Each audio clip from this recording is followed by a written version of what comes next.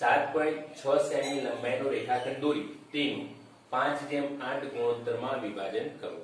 તો વિદ્યાર્થી મિત્રો, ગઈ રચનામાં આપણે રેખાખંડ AB નું કોઈ પણ માપ આપેલું ન દોર્યું, આપણે કોઈ પણ માપનો રેખાખંડ AB દોર્યો છે। પરીક્ષાની અંદર એનું માપ આપવામાં આવશે તો અહીંયા રેખાખંડ AB આપણે દોરી પક્ષ લખીશું। 7.6 સેમી લંબાઈનો રેખાખંડ આપેલ છે। કૃત્યમાં લખીશું રેખાખંડ AB નું 5:8 ગુણોત્તરમાં વિભાજન કરવું। સૌપ્રથમ આપણે 7.6 સેન્ટીમીટરનો રેખાખંડ દોરીશું।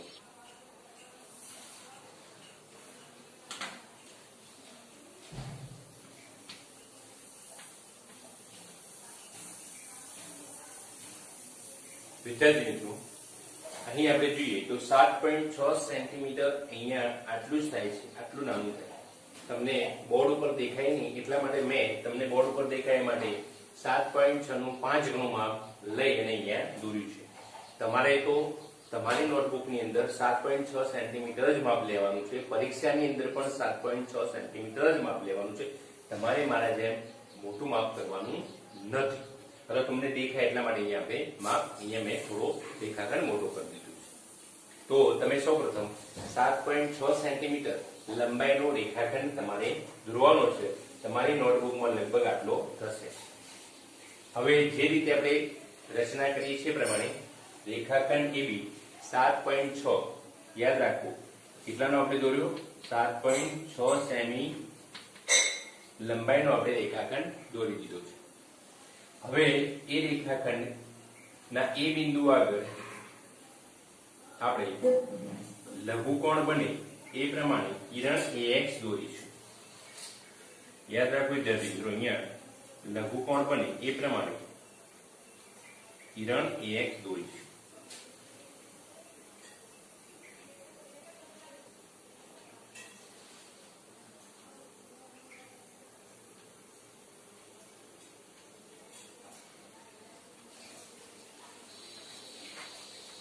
અહીં આપણે કિરણ AX દોર્યું। વિદ્યાર્થી મિત્રો, અહીં આપણે રેખાખંડ AB 7.6 સેન્ટીમીટર લંબાઈનો દોર્યો। એના પછી આપણે રેખાખંડ AB સાથે લઘુકોણ બનાવે એવું કિરણ AX આપણે દોરવાનું છે। અહીં 5:8 ગુણોત્તરમાં વિભાજન કરવાનું હોવાથી 5 + 8 બંનેનો સરવાળો કરીએ એટલે કેટલા થશે 13। યાદ રાખજો। તો અહીંયા AX કિરણ ઉપર સરખા આપણે એક સરખો પરિકર વડે આપણે આ પરિકર વડે એક સરખા ચાપના 13 ભાગ કરવાના છે આ AX પર। એટલે અહીંયા આપણે પરિકરમાં અહીંયા A ને કેન્દ્ર લઈ, યાદ રાખજો વિદ્યાર્થીઓ, A ને કેન્દ્ર લઈ અને અહીંયા આપણે એક ચાપ મારીશું, એક એવા 13 ચાપ કરીશું, 2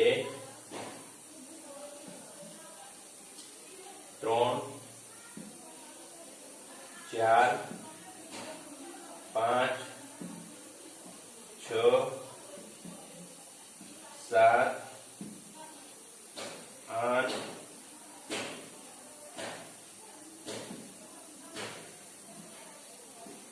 9 10 11 12 અને 13।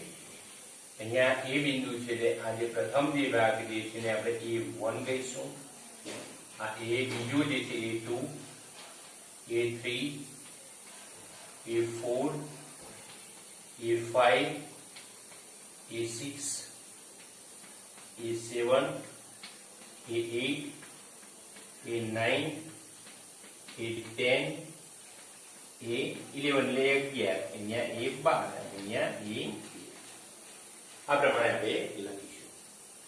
તો અહીંયા 13 ભાગ થઈ ગયા। હવે વિદ્યાર્થી મિત્રો, આપણે અહીંથી A13 અને B ને જોડીશું।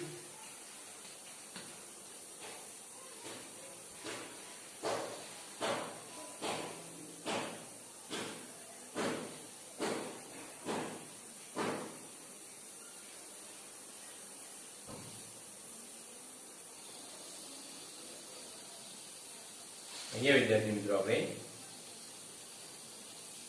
B અને A13 ને જોડીશું।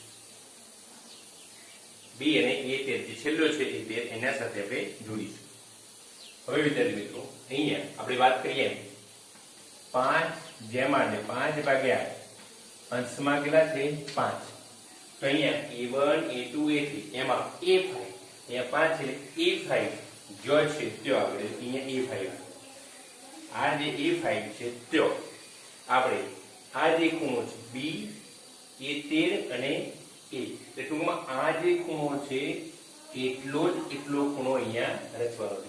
ટૂંકમાં આ ખૂણાનો એકરૂપ ખૂણો અહીંયા a5 આગળ રચવાનો.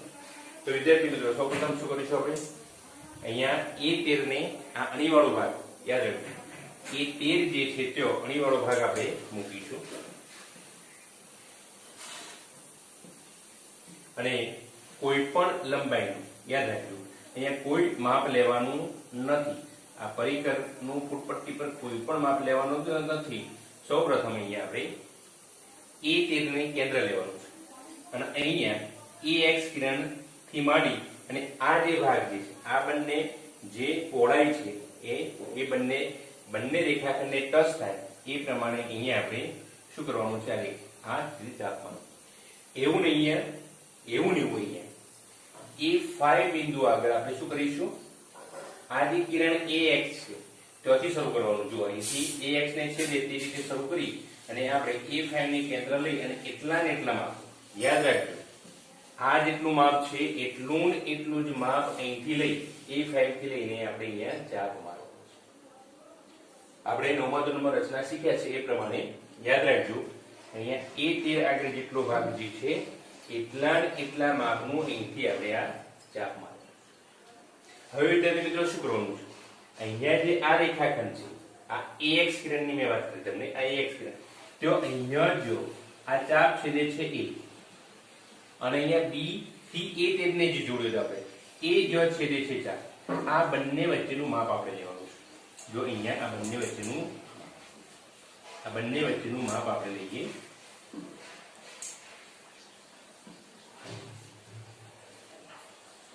જો બંને વચ્ચેનું માપ આપણે લઈશું એક્ઝેક્ટ માપ આપણને મળે છે કેમ એના માટે આપણે શું કરીશું ટેલી કરવા માટે આપણે અહીંયા એને આજે ચાપ મારીશું જેથી કરીને આપણને ખ્યાલ આવે કે માપ ઓકે છે.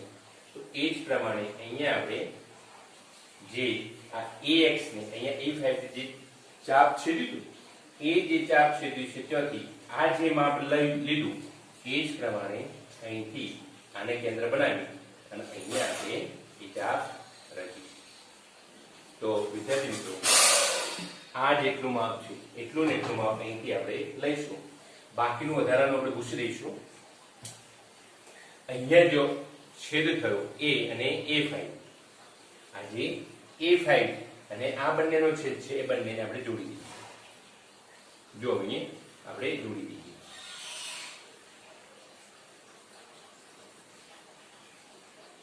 જોડી દીધું. હવે જે બિંદુ આવે છે અહીંયા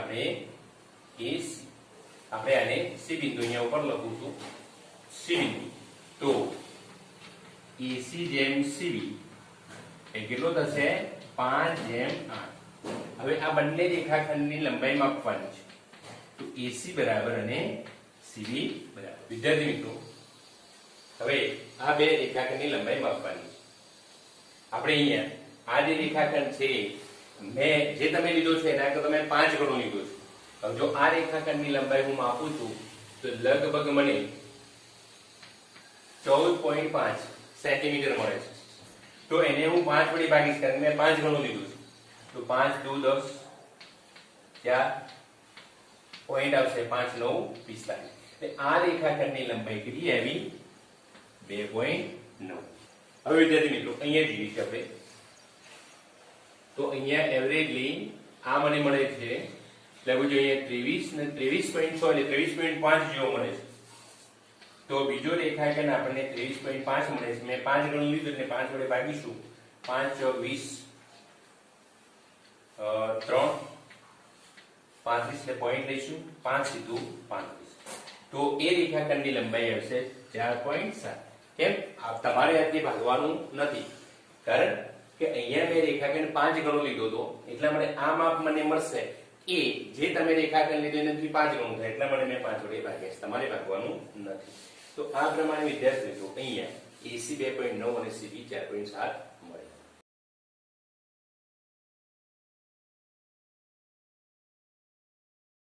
વિદ્યાર્થી મિત્રો રચના 3 વર્તુળના બહારના બિંદુમાંથી વર્તુળના સ્પર્શકની રચના.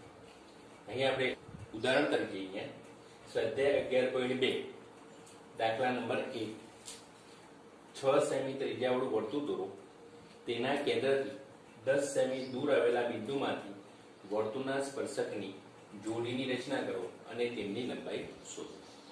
વિદ્યાર્થી મિત્રો અહીંયા પક્ષ 6 સેન્ટીમીટર ત્રિજ્યા આપેલી છે. કૃત્ય O કેન્દ્ર લઈ 6 સેન્ટીમીટર ત્રિજ્યાવાળું વર્તુળ દોરો. વર્તુળના કેન્દ્ર O થી 10 સેમી અંતરે વર્તુળની બહાર કોઈ બિંદુ P લો અને P માંથી બે સ્પર્શકો દોરો. આ એનું કૃત્ય થશે. અહીં આપણે O કેન્દ્ર લઈ 6 સેન્ટીમીટર આપણે પટ્ટી પર માપ લઈ એટલી ત્રિજ્યા લઈ આપણે વર્તુળ દોરીશું.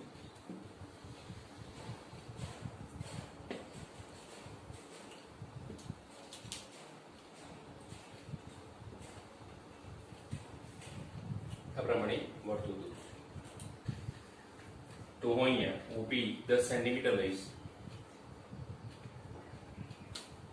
ये 10 सेंटीमीटर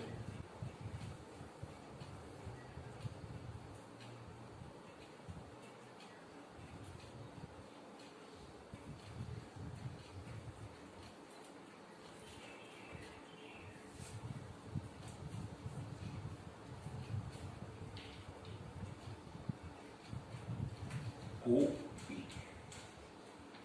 10 सेंटीमीटर. ફરી એક વાર 6 સેન્ટીમીટર ત્રિજ્યાવાળું વર્તુળ દોરીશું. કેન્દ્રથી 10 સેન્ટીમીટરના અંતરે અહીંયા આપણે બિંદુ P મૂકીશું. કેન્દ્રથી 10 સેન્ટીમીટરના અંતરે બિંદુ P લઈશું. હવે આપણે P માંથી સ્પર્શકો દોરવા છે. તો એ દોરવા માટે આપણે શું કરીશું? OP નું આપણે લંબ દ્વિભાજક રચીશું. લંબ દ્વિભાજકની રચના તમને ખ્યાલ છે, ધોરણ 9 માં આપણે ભણી ગયા.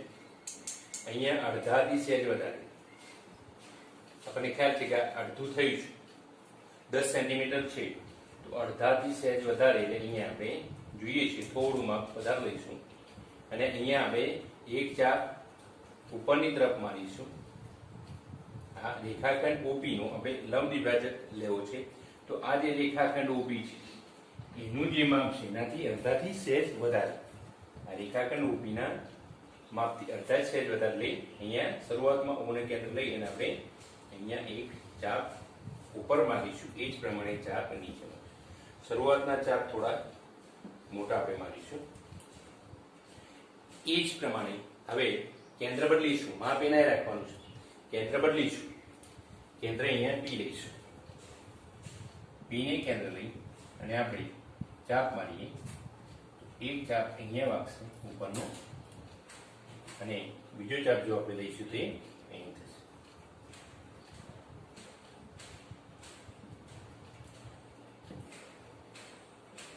આ પ્રમાણે ચાપ. તો વધારાના જે ચાપ છે આપણે એને કાઢી દઈશું.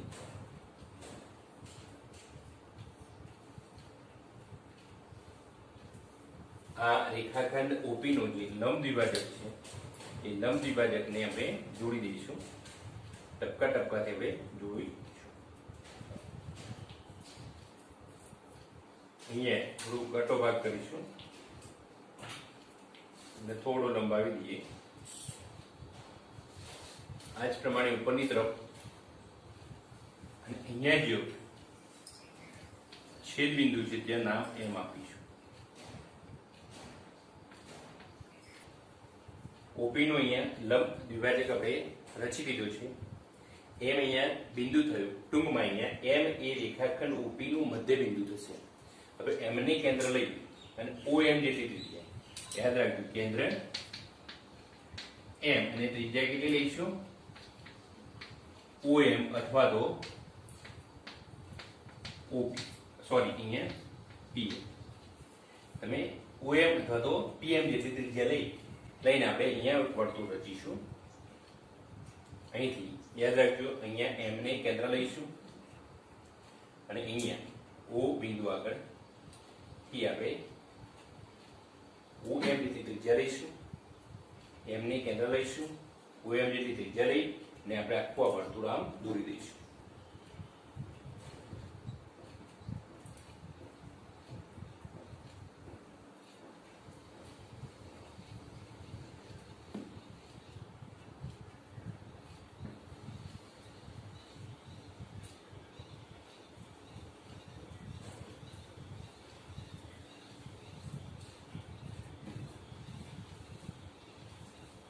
તો વિદ્યાર્થી મિત્રો, અહીંયા M ને કેન્દ્ર લઈ OM જેટલી ત્રિજ્યા લઈને આપણે વર્તુળ દોર્યું.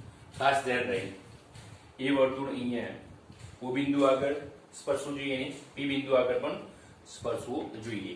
આ પ્રમાણે રચાઓને અહીંયા P બિંદુ આપેલું છે. આ રીતે આવે તો ક્યાંક આપણે માપમાં ભૂલ થઈ છે, અથવા તો P બિંદુ અંદર જઈને વર્તુળ બહાર આવે તો પણ આપણા માપમાં ક્યાંક ભૂલ થઈ ગઈ છે એવું થાય.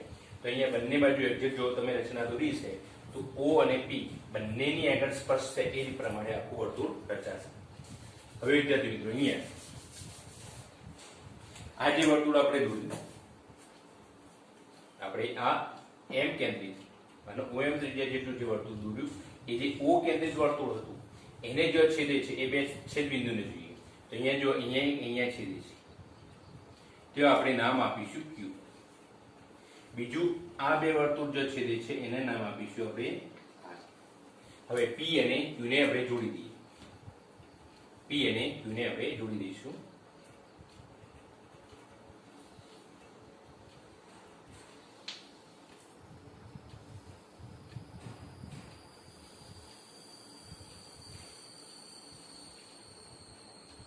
આને જોડી દઈશું. આ થઈ ગયો એક સ્પર્શક. એ જ પ્રમાણે P અને R ને જોડીશું.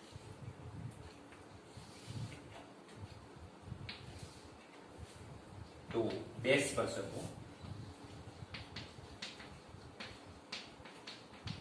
એક તો થયો રેખાખંડ PQ અને રેખાખંડ PM. અહીંયા હવે તેમની લંબાઈ શોધવાની કીધી છે. તો સ્પર્શકોની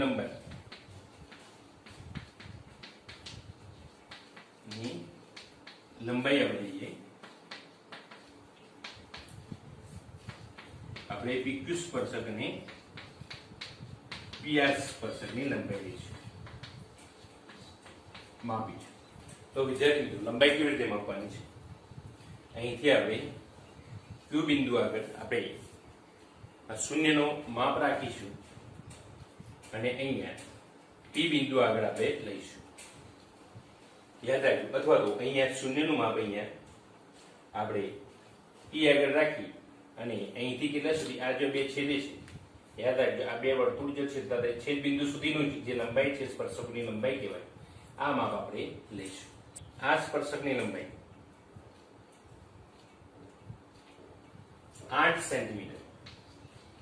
PQ સ્પર્શકની લંબાઈ 8 સેન્ટીમીટર આવે છે. અહીંથી આપણે જો તમારું એક્ઝેક્ટ માપ હશે તો અહીંયા 8 સેન્ટીમીટર આવે છે. હવે તમારે આ PR સ્પર્શકની જે લંબાઈ છે તમારે માપવાની છે અને અહીંયા ખાલી જગ્યામાં લખી અને કોમેન્ટ બોક્સમાં, વિડીયો જોયા બાદ નીચે કોમેન્ટ બોક્સમાં લખવાનું છે PR બરાબર જે સેન્ટીમીટર આવતા હોય તે. બરાબર છે? એ તમારું ગૃહ કાર્ય છે.